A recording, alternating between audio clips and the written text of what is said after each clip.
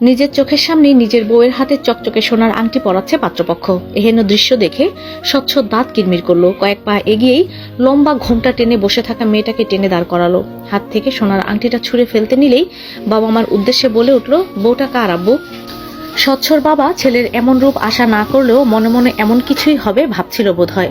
ছেলের এহেন কাণ্ড দেখে হাসিও এলো তার, তবুও বলল, বউটা তোমারই এমন করে আমি বলতে পারছি না স্বচ্ছ, কারণ তুমি তো আর তোমার বউকে কোনো মর্যাদাই দাওনি, তাই না? কেবল বিয়েটাই করেছিলে। স্বচ্ছ রেগে আছে, ফর্সা মুখটা লাল হয়ে গেছে। অতিরিক্ত রাগের দরুন ফর্সা খাড়া নাকটার অগ্রভাগও লাল ঠেকছে। হিস হিস করতে করতে বলল, সে যাই হোক, বিয়েটা যেহেতু হয়েছে বউটা নিশ্চয়ই আমারই। আর সে বউকেই আমাকে না জানিয়ে না শুনিয়ে অনুমতি না নিয়ে বিয়ে দিয়ে দেওয়ার সিদ্ধান্ত নিলে কোন সাহসে আব্বু? স্বচ্ছর বাবা একবারে গম্ভীর স্বরে উত্তর করলো, এছাড়া কি সিদ্ধান্ত নেওয়া যেত বলো? তুমি যে বাসায় ফিরে সংসার করবে তার তো কোনো নিশ্চয়তা ছিল না স্বচ্ছ। এমনকি আজ যে বাসায় ফিরলে কাল যে আবার হুট করে বাসা ছেড়ে চলে যাবে না, এটারও তো কোনো নিশ্চয়তা নেই আমাদের কাছে। তুমি চিরকাল নিজের মন মতোই চলেছ। স্বচ্ছ সরু শ্বাস ফেলে এবারে। যেখানে সেখানে সবাই তাকে হাতে ধরিয়ে নিজের দোষগুলো ধরিয়ে দিচ্ছে, বুঝিয়ে দিচ্ছে সে দোষী, অথচ তার বউ কিচ্ছু বলছে না।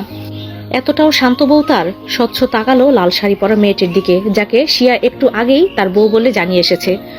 স্বচ্ছ এক ধমকে বলল, এই মেয়ে। ধমকটা খেয়েই মেয়েটা ঘোমটা ফেললো, অথচ মেয়েটা ভয় পেয়ে আছে তার ধমক শুনে। মুখে চোখে তাই স্পষ্ট। স্বচ্ছর কেন জানি বিশ্বাস হলো না এটাই তার বউ। দুই পা পিছিয়ে জিজ্ঞেস করলো, কে আপনি? বিনিময়ে সে কোনোভাবে উত্তর করলো, সুহা, মানে সুহাইবা। স্বচ্ছ বিশ্বাস করলো না, শক্ত স্বরে বলল, আমি সুহাসিনীর কথার ধরন চিনি। আপনি যেই হন, তবে সুহাসিনী যে নন তা বোঝা আমার জন্য খুব একটা কঠিন বিষয় নয়। কথাটুকু বলেই হনহন করে চলে গেল নিজের রুমে। নিজের অপদার্থ বন্ধুদের রুমে চিত হয়ে মোবাইলে ডুবে থাকতে দেখে দ্রুত পায়ে ব্যালকনিতে গেল। সুহার নাম্বারটায় কল দিল তৎক্ষণাৎ। ওপাশ থেকে সুহাও কল তুলল। স্বচ্ছ সঙ্গে সঙ্গেই ডাকলো, সুহাসিনী। সুহা চোখ বোঝে। এই ডাকটা তার অতি অপ্রিয় হয়েও ভীষণ রকমের প্রিয় রয়ে গেছে।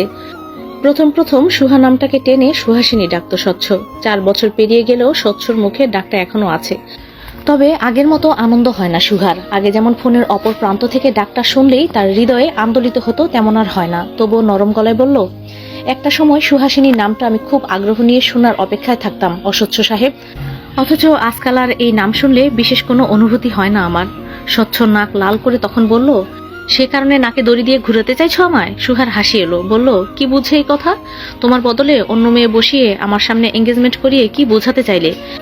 নিজে যখন আসবে না তখন অন্যকে দিয়ে নাটক করাচ্ছ কেন? সুহা উত্তর দেয়, নাটকটা আমি অ্যারেঞ্জ করিনি, আপনার আব্বা আম্মা করেছে। আপনি বিষয়টা ইন্টারেস্ট দেখাবেন কিনা তা দেখার জন্য। তুমি আসতে তাহলে মেরে মুখটা ভোতা করে দিতাম। সুহা তাচ্ছিল্য করে বলল, আমি আপনার মতো অতটাও মরিয়া নই যে ড্যাং ড্যাং করে আপনার সামনে হাজির হতাম মিস্টার অস্বচ্ছ। স্বচ্ছ একেবারে চুপ থাকে। অনেকটা সময় পর শান্ত কণ্ঠে বলে, আমি তোমার গানের গলা চিনি সুহাসিনী। আগে প্রায়ই গান রেকর্ড করে পাঠাতে তুমি। সুহার এই মুহূর্তে টনক নড়ল। এত সব সতর্কতার মাঝেও একটা ভুল ইতিমধ্যে করে বসেছে বুঝতে পেরেই সন্দেহী স্বরে বলল, তো? স্বচ্ছ কপালে হাত স্লাইড করতে করতে বলল, রাতে গান গেয়েছিলে? নিচ থেকে আসছিল একটা মেয়েলি কণ্ঠ। আমি ভুল না হলে তুমি ফ্ল্যাটের নিচেই থাকো, তাই না? সুহা এড়িয়ে গেল। তার বদলে বলল, হুট করে আমায় নিয়ে মস্তিষ্ককে এতটা চাপ দিচ্ছেন কেন? কারণ কি? দেখা করতে চাইছি। আমি বাসায় ফিরেছি মূলত তোমাকে জব্দ করতে সুহাসিনী, তোমার অবাধ্যকতার শাস্তি দিতে। সুহার কণ্ঠ নরম হলো। দীর্ঘশ্বাস টেনে বলল, একটা ভুল কয়বার করব স্বচ্ছ? একবার তো জব্দ হয়েছিলামই, বাধ্যও হয়েছিলাম আপনার প্রেমে। এখন তো আমি আর সে বোকা মেয়েটি নই। আপনি ভুলাতে চাইলেও আর ভুলবো না আমি। স্বচ্ছ শক্ত স্বরে জবাব দিল, আমার জেদ অনেক, আমি আমার সব জেদ পূরণ করেই ছাড়ি। সুহা কণ্ঠ দ্বিগুণ শক্ত করে বলল, সাথে খুব ইগো, তাই না? এতটাই ইগো যে একটা মেয়েকে অপমানে জর্জরিত করেও আপনার শান্তি মিলছে না। স্বচ্ছ জিভ দিয়ে ঠোঁট ভেজায়। সত্যি সে ইগোর কারণেই সুহার পেছনে পড়েছে। এমনকি এখনো ইগোর কারণেই সুহার পেছনে পড়ে আছে। সুহাকে নিয়ে ভাবছে এতটা। ছোট্ট শ্বাস ফেলে বলল, যে সুহাসিনী আমার প্রেমে মরিয়া হয়েছিল সে সুহাসিনীর এতটা অ্যাটিটিউড সহ্য হচ্ছে না আমার। আপনার সহ্য হওয়ার মতো চলতেও যে আমি বাধ্য নই, আপনি জানেন? আমি আপনাকে হৃদয়ের সবটুকু দিয়ে ঘৃণা করি অস্বচ্ছ সাহেব। স্বচ্ছ গাল ফুলিয়ে শ্বাস ফেলল। চিরচিরে রাগ জমল মস্তিষ্কে। তার মুখের উপর স্পষ্ট কথা বলতে তার রাগ ক্রমশ বাড়ছেই মনে হলো। কণ্ঠে শীতল রাগ মিশিয়ে বলল, ঘৃণা করো আর যাই করো, আমি বিনা অন্য কারোর সাথে মিশবে না। এটা আমাকে শান্তি দেয় না। সুহা কৌতূহল নিয়ে শুধালো, কেন? আমি যতদূর জানি আপনার মনে তো আমার জন্য কোনো অনুভূতিই ছিল না স্বচ্ছ। তাহলে স্বামী নামক সম্পর্কের অধিকার বোধ থেকে শান্তি পাচ্ছেন না নাকি? স্বচ্ছ দাঁতে দাঁত চিপিয়ে বলে উঠল, ইগো থেকে, স্রেফ ইগো থেকে।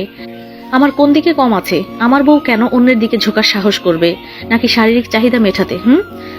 সুধা নাক মুখ কোচকালো, তেজ নিয়ে বলে উঠল, ছি, সাধে কি আপনাকে অস্বচ্ছ ডাকি? মনটাও তো অস্বচ্ছ আপনার। স্বচ্ছ রাগ নিয়ে বলল, আমি সিরিয়াসলি বলছি সুহাসিনী, বাসায় এসেছি, বউ খুঁজছি, এমনি এমনি নিশ্চয়ই নয়। চোখের সামনে সরাসরি কোনো ছেলের সাথে মিশতে দেখলে খুব খারাপ হবে তোমার সাথে।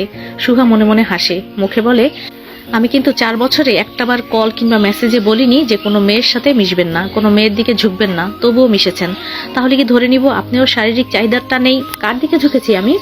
সুহা ফোরন কেটে বলে উঠল, কারোর দিকে ঝুঁকেননি এটা বললে বিশ্বাস করা যায়? সঙ্গেই তো এনেছেন এক সুন্দরী ললনাকে।